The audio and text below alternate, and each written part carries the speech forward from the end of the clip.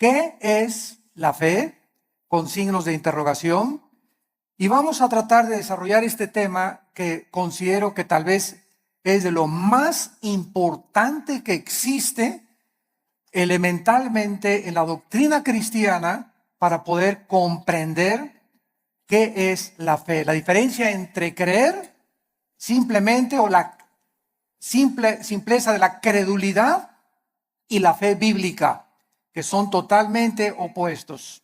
Dice Hebreos 11:6, pero sin fe es imposible.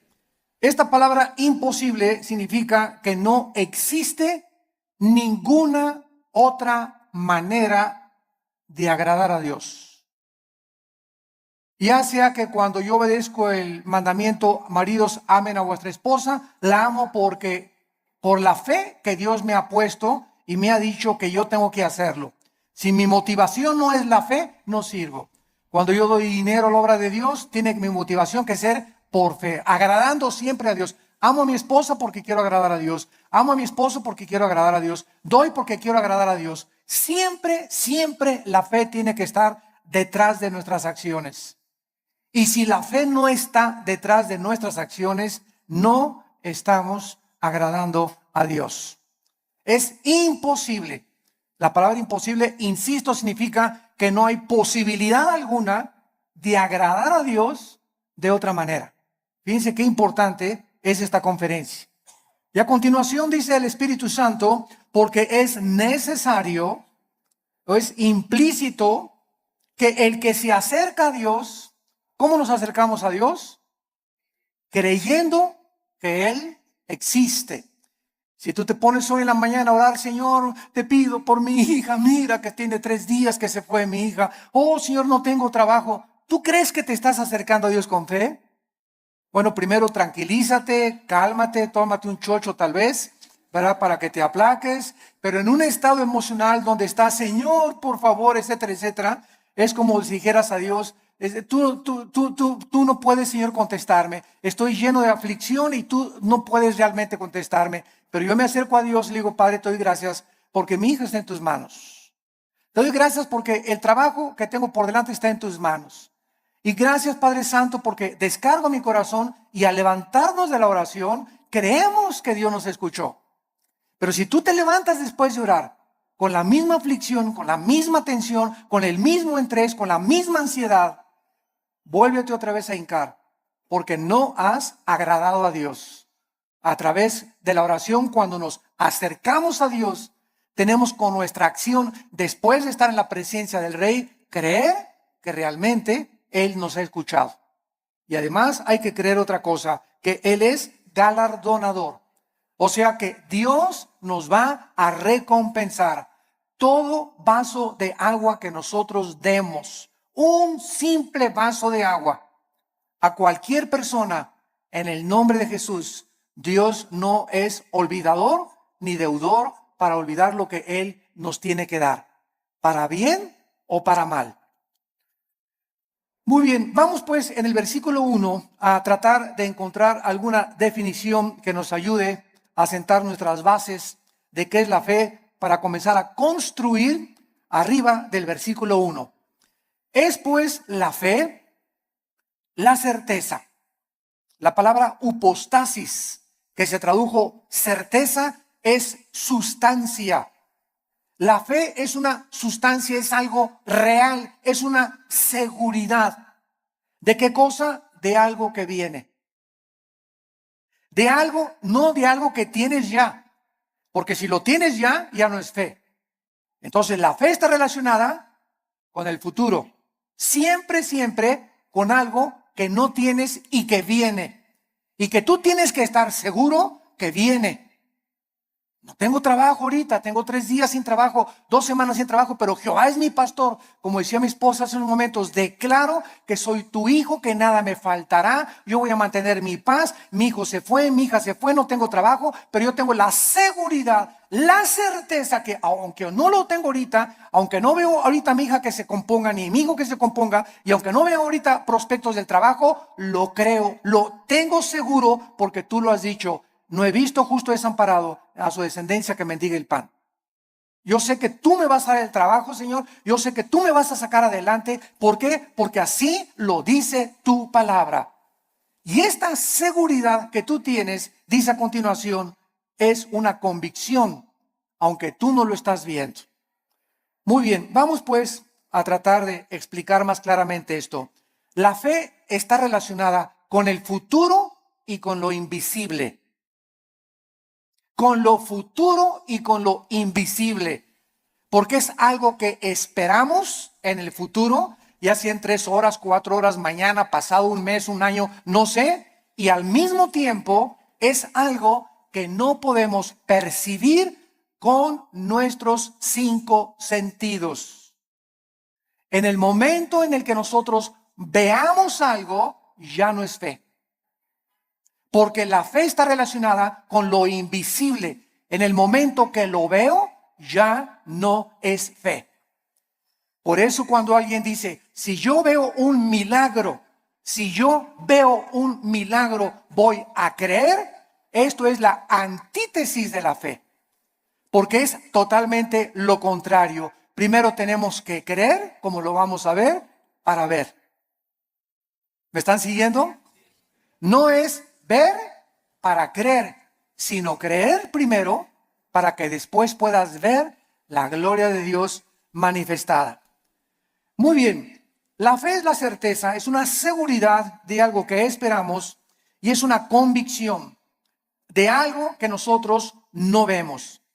Esta certeza, ¿quién nos las da? Porque necesitamos una certeza y necesitamos una convicción para que nuestra fe sea sólida y esté basada en un buen fundamento teológico. Esta certeza nos la da la Biblia. Porque solo en la Biblia puedes encontrar las promesas que son futuras para nosotros.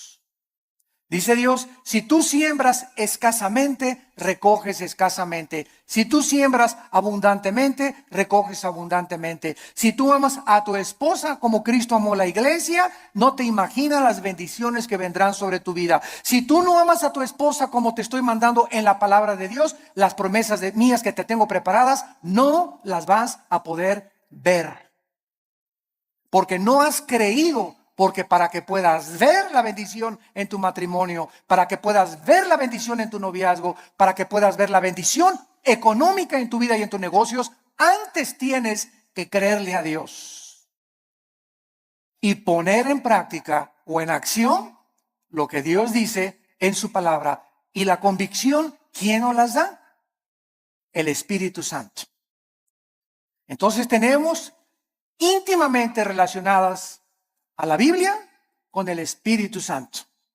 No podemos jamás divorciar al Espíritu Santo de la Biblia, ni la Biblia del Espíritu Santo, porque el Espíritu Santo es el autor de la palabra de Dios. Entonces necesitamos entender que el Espíritu Santo es un espíritu de santidad, ¿verdad? Es el espíritu de verdad, es el consolador. Entonces, si yo tengo el Espíritu Santo y quiero caminar con el Espíritu Santo y Él es santo, ¿podrán caminar dos juntos si no estuvieran de acuerdo? No, ¿verdad? Para que yo camine con el Espíritu Santo, tiene que haber santidad en mi vida, porque Él es santo y me toma de la mano. Pero el momento en el que yo camino sin santidad o comienzo a caminar en pecado en la vida, inmediatamente rompo mi comunión con el Espíritu Santo. Me suelta. Es tan sensible como una paloma el Espíritu Santo. Inmediatamente vuela, no se hace a un lado y me encuentro caminando yo creyendo que Dios está conmigo, creyendo que el Espíritu Santo está conmigo y estoy caminando en la carne. Es lo que se llama caminar en la carne. Y la carne es muy consagrada, ¿eh? La carne es muy religiosa. La carne adora a Dios y por acá y por allá y sin embargo podemos hacer muchas cosas sin la ayuda de Dios en nuestra vida. Muy bien. Veamos ahora que entonces la fe está relacionada con dos realidades, eternas e invisibles, con Dios y su palabra. La verdadera fe bíblica está limitada a la Biblia. En otras palabras, hace algún tiempo recuerdo que unas personas me dijeron, Armando, ¿por qué eres tan incrédulo? ¿Por qué no crees que el orito que está cayendo del cielo lo manda Dios y las piedras preciosas que están cayendo en nuestra iglesia son de Dios? Y yo les contesté sencillamente, porque Dios no me manda a creer eso. Yo creo lo que la Biblia dice, pero el hecho de creer cualquier fenómeno o cualquier acción, aunque sea milagrosa, no implica que sea de Dios. Porque el diablo puede hacer fenómenos y puede hacer milagros también. Entonces, no me pueden nadie catalogar ni a poco a ti clasificarte como que eres un incrédulo y no lo crees. Claro que lo creo, pero si está en la palabra de Dios. Pero si yo encuentro en Proverbios capítulo 2 que la Biblia me manda y me dice que busque la sabiduría y no las piedras preciosas y no el oro, ¿qué me está diciendo el Espíritu Santo con estas experiencias que se están manifestando en muchas iglesias? Que estas iglesias están tanto en la carne que está ahora siendo engañadas. Pues quieren eso, quieren circo, maroma y teatro, quieren ver milagros, pues eso les voy a dar, como hizo Dios con los judíos en el desierto. ¿Quieren comida? Pues se las voy a dar hasta que les llegue hasta aquí. Y los atascó de codornices hasta que los volvieron el estómago. Este es un juicio de Dios. ¿Por qué? Porque Dios nos busca que busquemos sabiduría y que no busquemos, ¿verdad?, las cosas que está cayendo ahorita del cielo. Y mira, hermano, le digo, es más diamantina que nada, hombre, esas menso. La fe está íntimamente ligada a la Biblia. Nuestra fe no es un trapo ungido. Hermano, voy a ir al río del Jordán. Y cuando vaya a Israel, voy a meter una botellita el agua del Jordán y me la voy a traer y me la voy a echar cuando esté enfermo. O la voy a poner ahí y le voy a ya casi una veladora. Voy a traer agua del Jordán y me voy a bautizar del río Jordán. El agua del río del Jordán y el agua del río Bravo y el agua del río Nilo y el agua del río Támesis en Inglaterra y es exactamente igual. El río Jordán no tiene propiedades milagrosas. Es el agua de un río donde hace 2000 años el Señor Jesucristo fue bautizado, pero el agua no tiene nada de milagroso.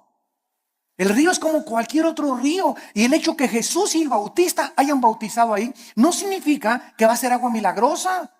Estamos retrocediendo otra vez a Roma, a la agua bendita. Antes entraba a la iglesia y le metía la mano y me hacía por mí que agua bendita, porque le hicieron así y le atribuían propiedades milagrosas. Esto se llama hechicería. Esto es vulgar hechicería. Atribuirle a un objeto, a agua, trapitos o cualquier cosa, poderes milagrosos. Esto es hechicería. Los brujos usan cosas y collares y amuletos, talismanes, patas de conejo. Todo eso está relacionado con el mundo del ocultismo, no con la Biblia. Y les hablo tan claro como el azul del cielo hoy en la mañana, sin tapujos y derecho y a la yugular. Ya no podemos andar con rodeos. Ya no podemos andar diciendo que tenemos que hablar al pan pan y al vino vino. Tú tienes que entender ya claramente qué es la fe. Y ya no estar poniendo un objeto como hace algún tiempo. Me venden un trapito y ahí va la gente y compra el trapito ungido. O te mando este anillo que lo compré en Jerusalén. O este collar que tiene propiedades y porque este predicador en tal parte lo anunció, y van y lo compran y se lo cuelgan y le atribuyen propiedades milagrosas. O ponen el trapito debajo de la almohada y se les va a quitar el dolor de cabeza, o va a traer que la maldición se va a ir de su casa. Todo eso está relacionado con el mundo de la hechicería. Eso ya no es fe. Y esa hechicería está entrando a las iglesias cristianas. ¿Por qué? Bueno, hace 2000 años en la iglesia de Gálatas, en Gálatas 5, versículo 1, el apóstol Pablo, si alguien no lo cree, les dice a los Gálatas, ¿quién los fascinó para no oír la verdad? Y esa palabra fascinar en el griego es hechizar.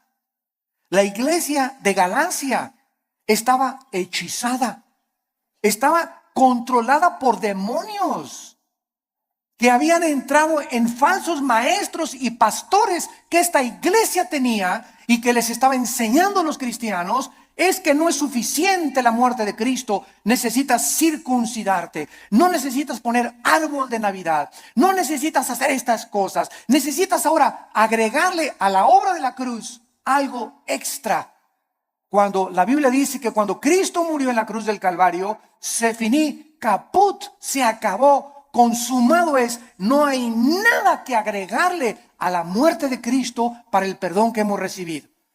Tratar de, después de la gracia de Dios, decir que necesitamos hacer ciertas cosas para completar la obra de Cristo, estamos llamándole que fue incompleta la muerte de Cristo, y esto es una herejía.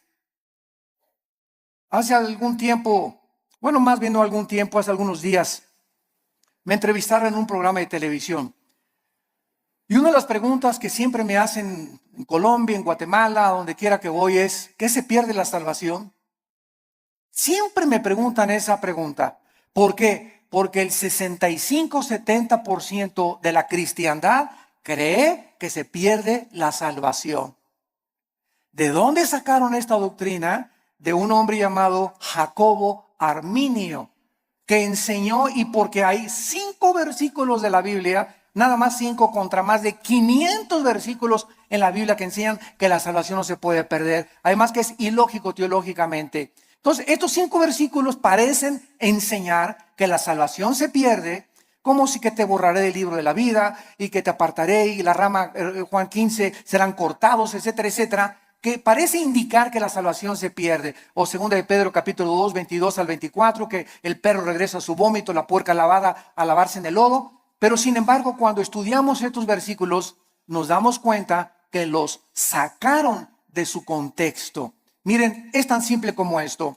Cuando una persona dice que se pierde la salvación, ¿qué está diciendo? Síganme con cuidado. Está diciendo que al llegar al cielo, Pedro le va a decir, a ver, Pancho Pantera, ¿por qué te voy a dejar entrar al cielo? Y tú le vas a contestar, por la gracia de Dios, más me porté bien. Igual a la salvación. Eso es lo que se está diciendo. O sea, que la gracia de Dios no fue suficiente. Ahora que ya soy salvo, necesito portarme bien. Porque si no me porto bien, pierdo la salvación. Entonces, ¿qué salvación nos dio Dios? ¿Temporal o eterna?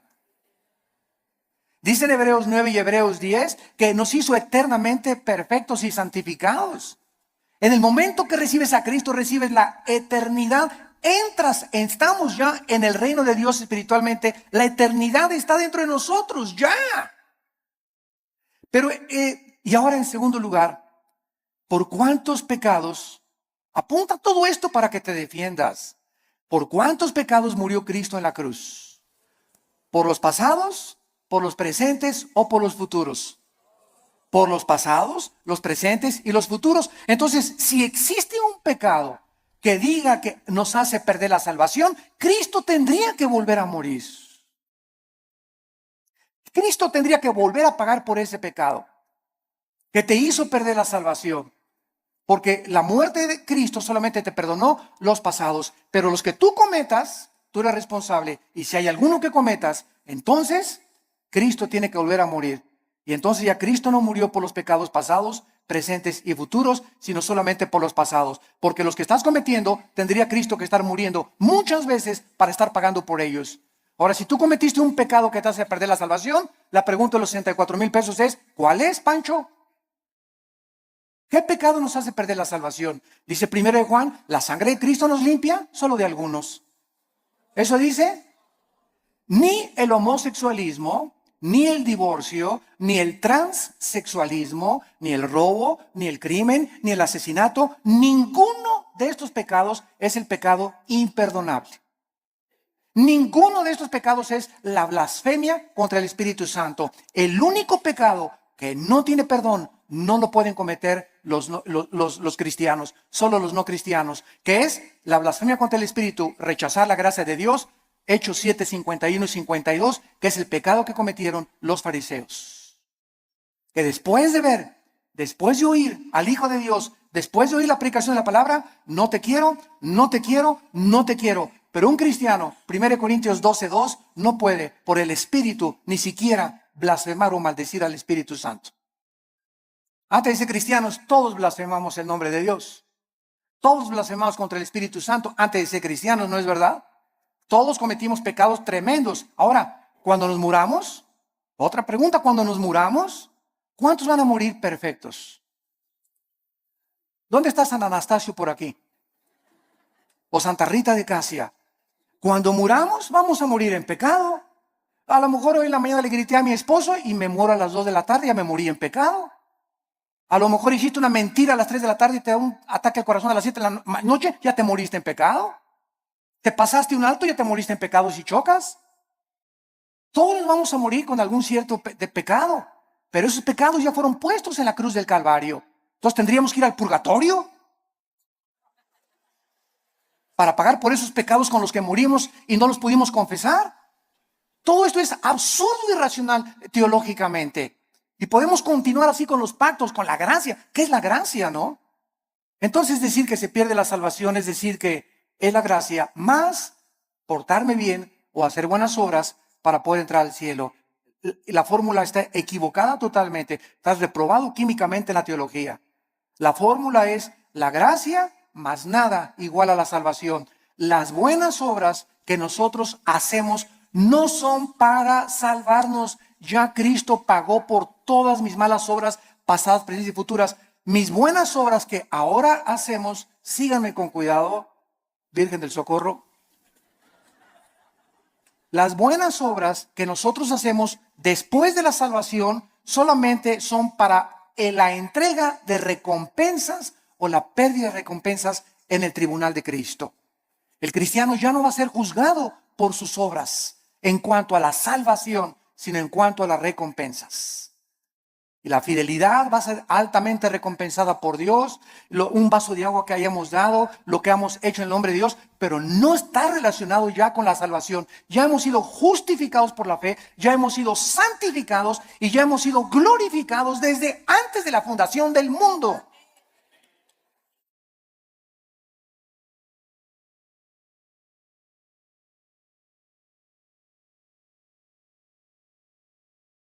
Tenemos que desenterrar otra vez la doctrina de la salvación en el siglo XXI y volverla a enseñar.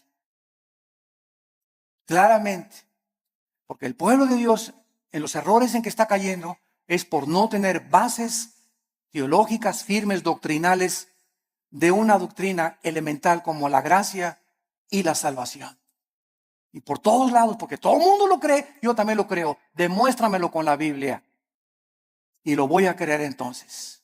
Pero no voy a creer que porque todos creen que se pierde la salvación, yo voy a creer que se pierde la salvación. Yo te lo demuestro y se los dije en la televisión, tenemos el debate con el que quiera y se lo demostramos, ¿verdad? Que es absurdo seguir creyendo que se pierde la salvación. Ahora muchos dicen, bueno, como ya no pierdo la salvación, me voy a portar ahora sí, vuelo la hilacha, ¿verdad?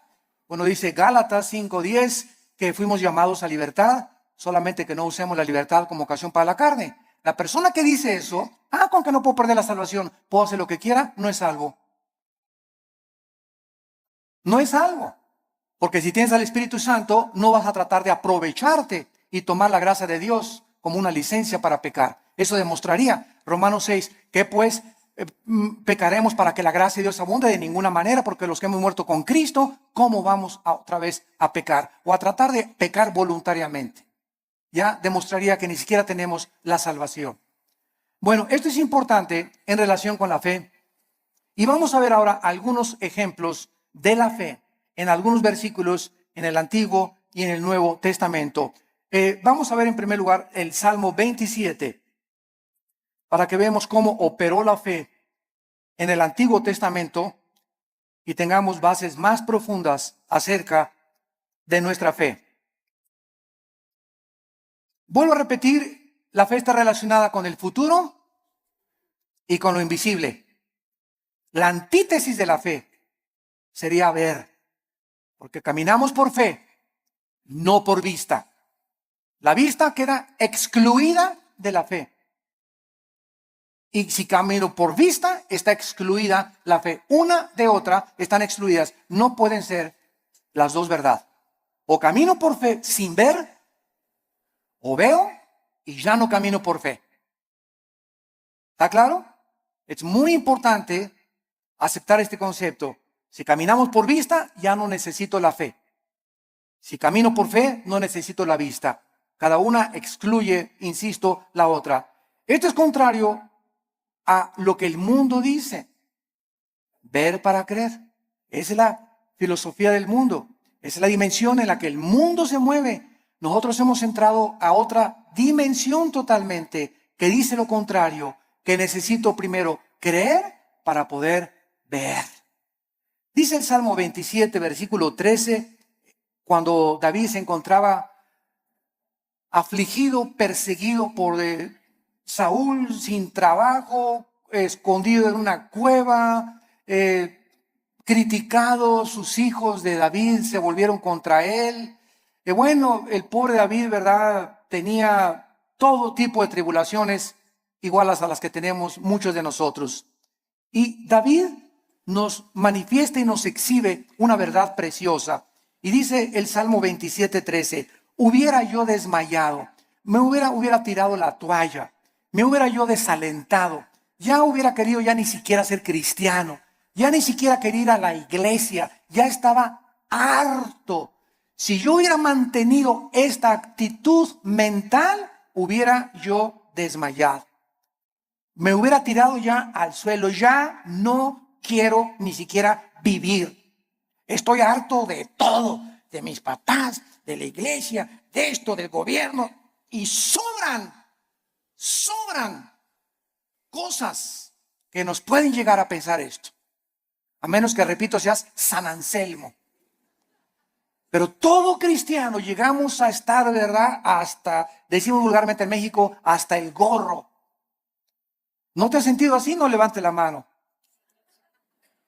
Porque estoy seguro que todos la levantaríamos. Si no has experimentado esto, lo vas a experimentar cuando estés casado, o cuando no estés, o cuando nazcan los hijos, o cuando nazcan los nietos, pero todos, hay muchas épocas en la vida en la que nos llegamos a sentir tan oprimidos por los problemas que ya no quisiéramos ni siquiera vivir. ¿Quiénes son los suicidas? Las personas que se les ha cerrado totalmente el mundo, se han sentido sin ninguna ventana, sin ninguna luz, sin ninguna esperanza, sin ninguna solución más que dejar de vivir. Escaparse por una puerta falsa. Y dice David que él había llegado a esa situación. Y entonces encontramos lo que lo salvó: si no creyera. Si no creyera, ¿qué veré? Primero, ¿qué cosa? Creyó. Y después venía la vista. Si yo no hubiera creído que voy a salir de esta situación y que Dios me va a mandar otro esposo, otro novio, que viene el trabajo, si yo no hubiera creído en las promesas de Dios, ya desde cuándo me hubiera aventado desde el puente hasta abajo. ¿Qué es lo que nos sostiene? Creer lo que Dios nos ha dicho. Esa es la fe, lo que nos ha dicho en su palabra. ¿Hubiera yo desmayado si no creyes? Y dice 1 Pedro 1:5 que somos guardados por el poder de Dios mediante la fe. En otras palabras, cuando nos encontremos así, y créame que muchas veces al mes yo llego así en la noche, en la mañana cuando me levanto, con el Señor, cansado, ¿verdad? Con problemas, presiones emocionales, el mundo, el petróleo, la caída del dólar, problemas aquí, problemas allá, familiares. Bueno, sobran cosas para desalentarnos en la vida, sobran cosas para amargarnos, sobran cosas para desilusionarnos. Entonces ahí es cuando, en lugar de que te desmayes y te rindas y digas, tiro la toalla, me bajo del caballo, ya no quiero, andamos así con el caballo, cayéndonos del caballo. En ese momento recuerdo, oh Señor, tú eres poderoso, tú eres grande, soberano, y comienzas a sentir otra vez en el caballo y agarras las riendas. Señor, aunque no lo vea, y aunque vea todo que se está cayendo y no vea soluciones y vea el cuadro oscuro a mi alrededor, oh Dios, yo sé que tal vez hoy en la tarde o mañana veré tu bondad. Me vas a sacar del pozo de la desesperación, me vas a pintar un nuevo futuro, vas a solucionar mis problemas, y por eso sigo en mi caballo y rájamonos pinto, échele velocidad y vamos adelante. No te me rajes, México lindo y querido.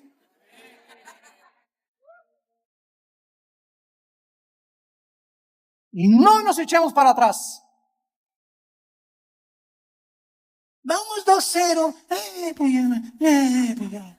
Puro gringote de 1.90, 1.95. No, ya no la hacemos. ¿Cómo que no la hacemos? ¿Cómo que no?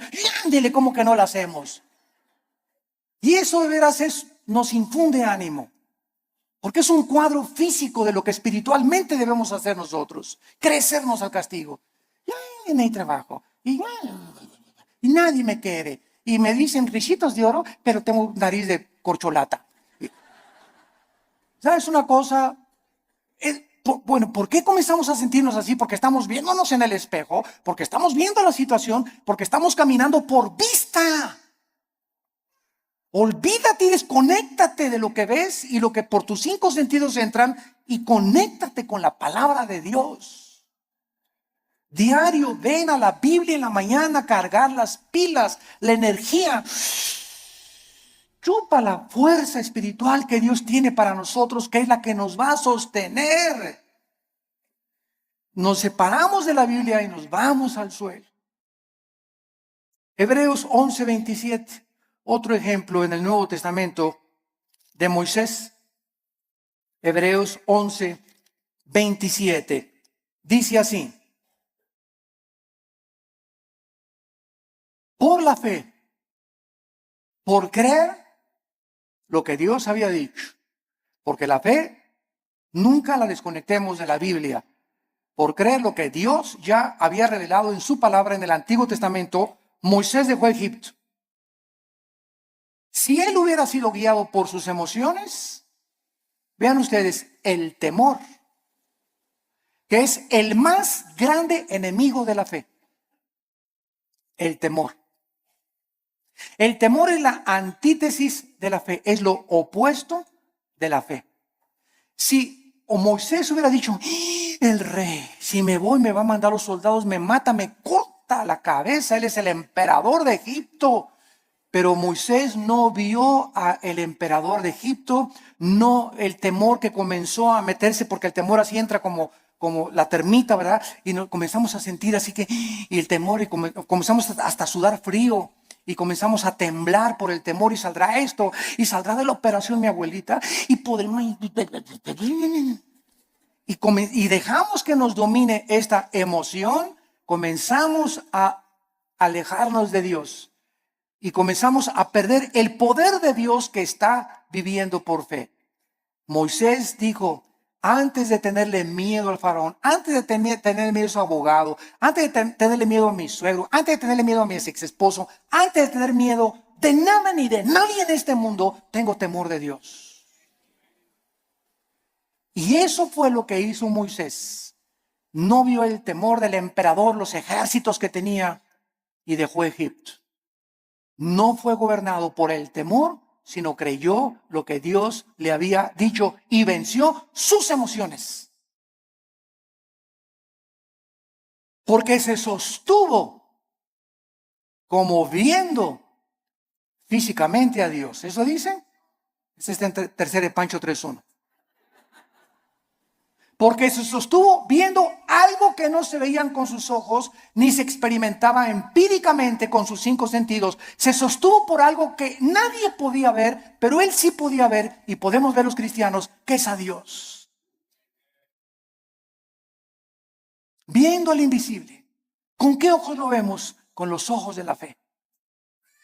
Es un par de ojos que el Espíritu Santo nos ha entregado que el mundo no tiene. Vemos no lo que vemos, vemos las cosas que no se ven, porque las que no se ven son más reales que las que se ven. Esto fue lo que hizo que Moisés se pudiera sostener. La fe nos capacita para ver lo que el mundo no puede ver. No hay trabajo, no hay esto, no hay aquello. El mundo, terremotos, se cae. Ahora que fue el terremoto de Japón, no sé si vieron ustedes un video de los muchos que han pasado, que primero el terremoto, el tsunami y el puntillazo, la fuga de gas radioactivo. Y pasaron a una japonesita que era cristiana, como de 80 años de edad. Y está la japonesita en el video caminando y dice, aquí estaba mi casa.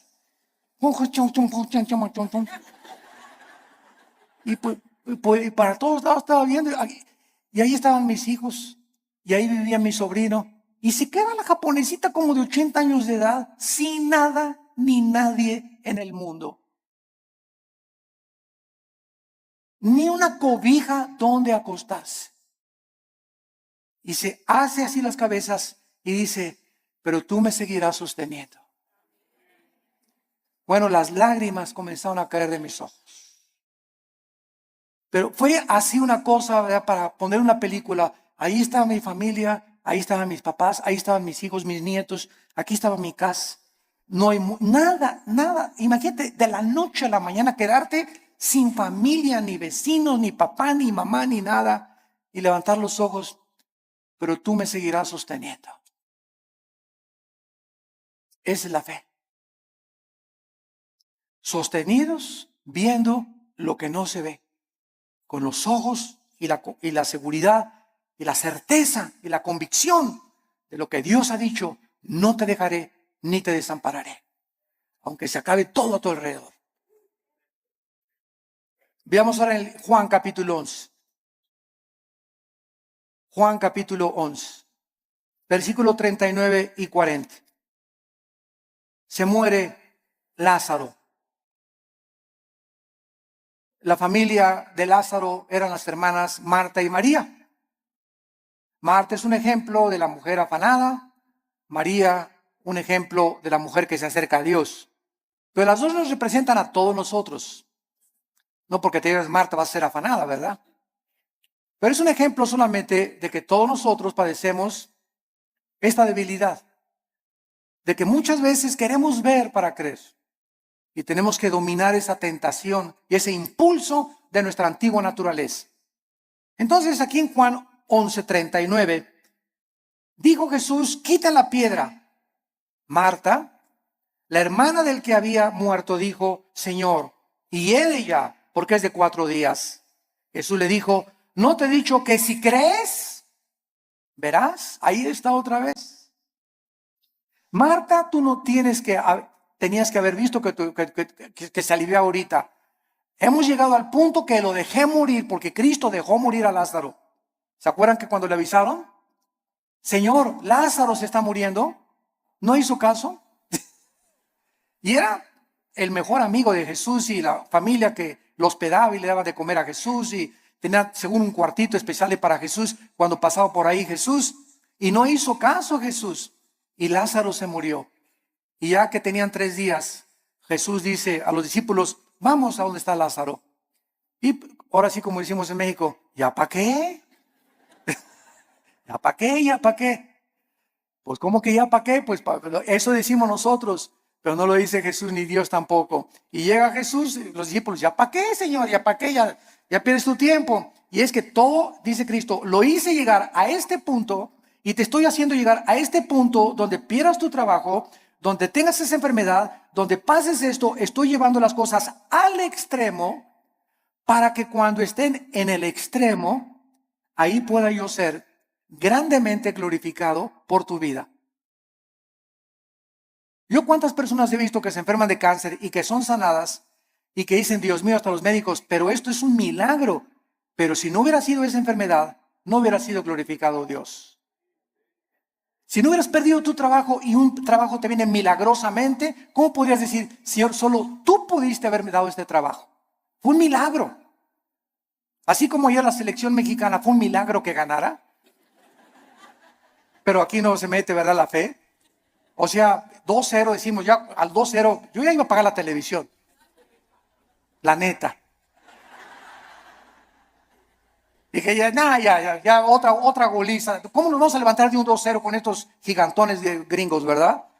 Y cuando viene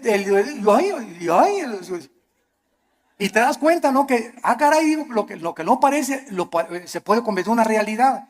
Entonces muchas veces Dios deja que lleguemos a ese 2-0 y que parezca que todo está perdido. No está perdido. Porque Él es Dios y Él es alguien que ha dicho, no te dejaré, desampararé, estaré todos los días contigo hasta el fin del mundo. Podemos, aunque perdiere mi padre y mi madre, con todo Jehová no me dejará. Porque Él es nuestro sostén. Y le dice Cristo a Marta, si tú crees, vas a ver la gloria de Dios. Tenemos que ver espiritualmente para poder creer. La gloria no puede venir hasta que no creamos. Por ejemplo, en el área económica, en el área matrimonial, en el área de relaciones sociales, en el área de nuestras amistades, en todo esto se cumple primero creer para ver. Dios le dice a los maridos, amen a su esposa.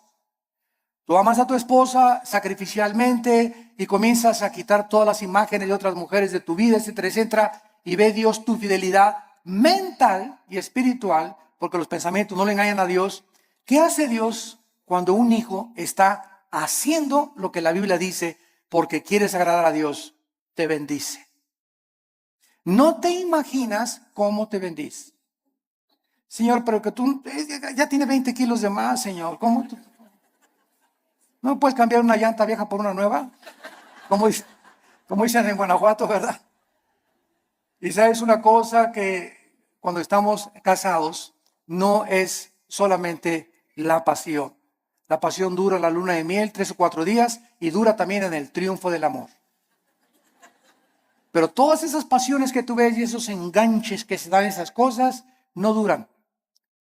Y claro que nos seguimos besando y todo, ¿verdad? Pero entonces ya entras al matrimonio y ya entras a un nivel donde no solamente es pura pasión, hay problemas y bajadas y comienzas a entrar a una madurez donde maduras con tu esposa y te das cuenta que es una relación que tiene que durar toda la vida hasta que la muerte nos separe, porque está basada en un cordón de 3 dobleces, que es Jesucristo. Entonces ya no está basada tanto en el físico como en una relación espiritual, porque los matrimonios que duran son los matrimonios que los dos son discípulos de Cristo. Cuando dos caminan hacia Dios, es como un triángulo. Dios está en la punta del triángulo y aquí está el hombre y la mujer. Cuando el hombre y la mujer caminan los dos siguiendo a Cristo, cada vez están más cerca el uno con el otro, porque más cerca están de Dios. Y ya podemos vencer esas cosas de, cámbiame, la verdad. O es que no vas a tener Miss México toda tu vida. ¿Qué querías, verdad? ¿Que tu esposa te durara así? Tiene que dar a los 50 años tu esposa, a los 60 años tu esposa, el cuerpo se deforma, igual él tiene panza de Santa Claus ya también, ¿verdad? Pero nos seguimos queriendo. Entonces nuestra antigua naturaleza demanda ver para creer, puesto que depende de los sentidos, pero no de la palabra de Dios. Y vemos en penúltimo lugar 2 Corintios 4. 2 Corintios 4, versículos 17 al 18. Y dice el apóstol Pablo, esto es tremendo. Estamos tratando de encontrar la fe en el Antiguo y en el Nuevo Testamento en algunos pocos versículos. 2 Corintios 4, 16 y 17 al 18. Por tanto, otra vez dice Pablo, no desmayamos. Qué peligroso es darnos por vencidos. Qué peligroso es tirar la toalla en la vida cristiana. Qué peligroso es desesperarnos. Qué peligrosísimo es desanimarnos. Qué peligroso es. Porque cuando un cristiano es animado, se te viene una horda de demonios que van a agravar tu situación. Se va a convertir en una cosa crónica en tu mente. Vas a comenzar a sufrir unas depresiones. Las personas que sufren de depresión continua, todos somos deprimidos de vez en cuando. Pero cuando somos deprimidos ya 3, 4, 5 días deprimido, estás bajo ataque del maligno. Porque el fruto del Espíritu es paz, gozo y amor. ¿Por qué has llegado a esa situación que estás así, que ni te toquen porque brincas? Porque tienes una semana, 2, 3 semanas que te soltaste de la palabra. Y comienzas a desmayar porque no estás aferrado a la palabra de vida. Por tanto, no desmayamos, dice el apóstol Pablo. Antes, aunque nuestro cuerpo exterior se va desgastando, el interior, no obstante, se renueva de día en día. ¿Saben ustedes que lo peor que existe para una persona es verse en el espejo? Bueno, claro que tenemos que peinarnos, ¿verdad? Y rasurarnos, etcétera, etcétera. Pero cuando ves, ya tengo 50 años, viejito, ya. No, ya tengo 70, ya para qué, ya voy de salida. ¿Cómo que vas de salida a los 70 años? Ya tengo 80, ya voy de salida, ya para qué. ¿Cómo que vas de 80? A los 80 años Moisés fue llamado por Dios. A los 80 años Caleb le dijo a Josué, dame más montañas para conquistar. Cuando comenzamos a vernos físicamente, no, pues es que dice que a los 60, a los 70 se deteriora el cuerpo. Eso dice la ciencia, pero dice uno de los salmos que cuando nosotros confiamos en Dios, seremos fructíferos como las palmeras, tendremos fuerzas como las del búfalo y creceremos como los cedros del Líbano para continuar anunciando la justicia de Dios.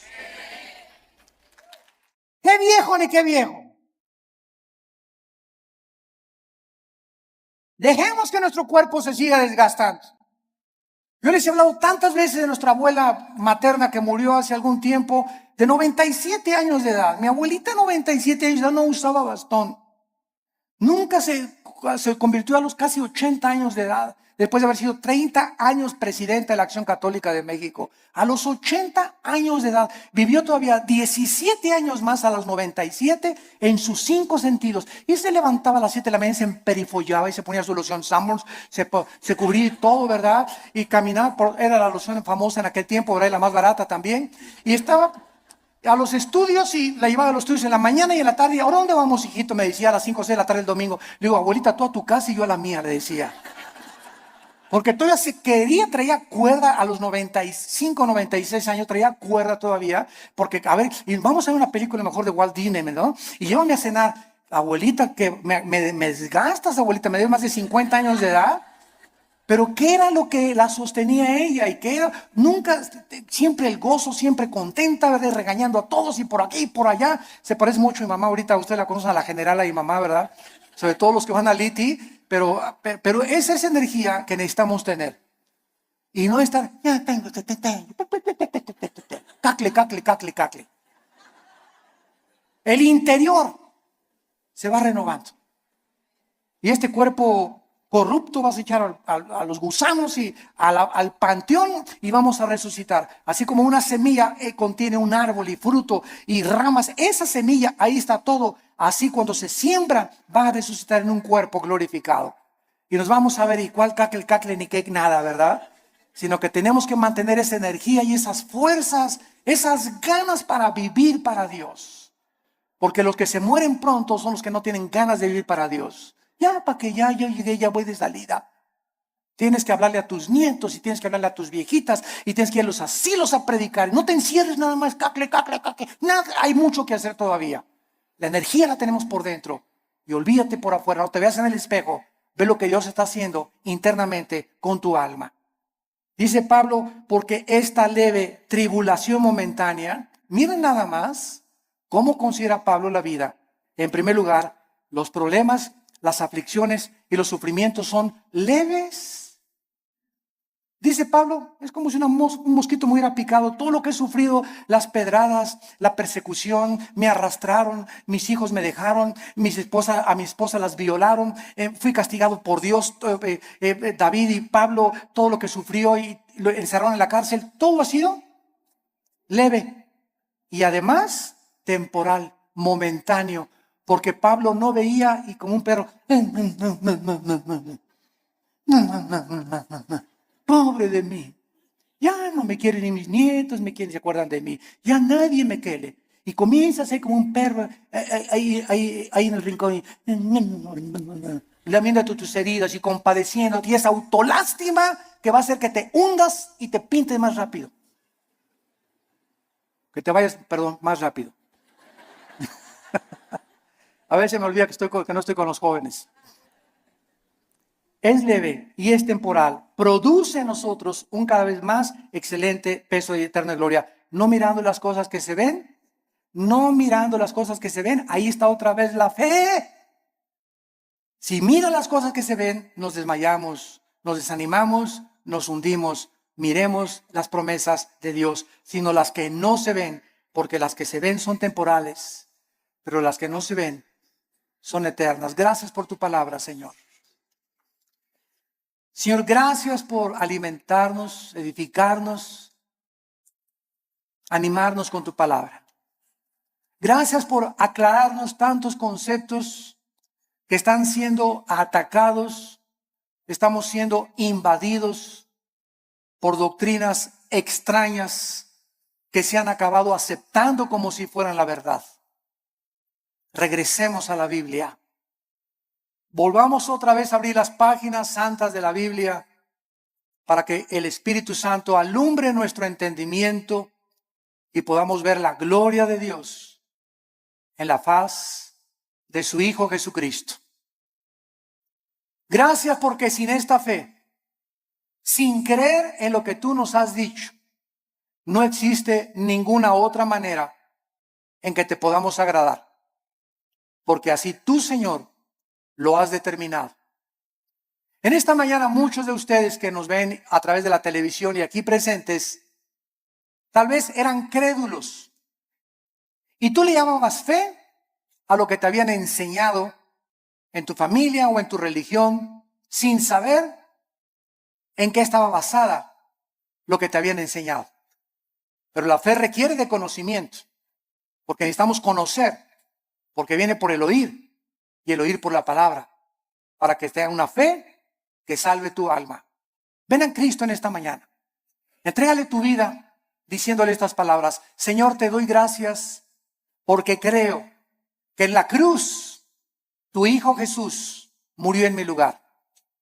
Que a los 3 días Él no se quedó en la tumba, tú lo levantaste de entre los muertos, dándome la garantía que yo también volveré a vivir juntamente con Él. Señor Jesucristo, te pido que entres a mi vida. Me arrepiento de mis pecados. Lávame con tu sangre preciosa.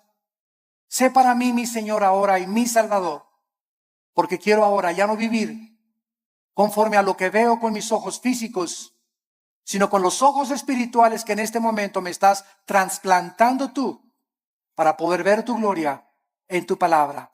En el nombre de Jesús. Amén. Gracias a Dios por su palabra. Gracias a Dios por la Biblia.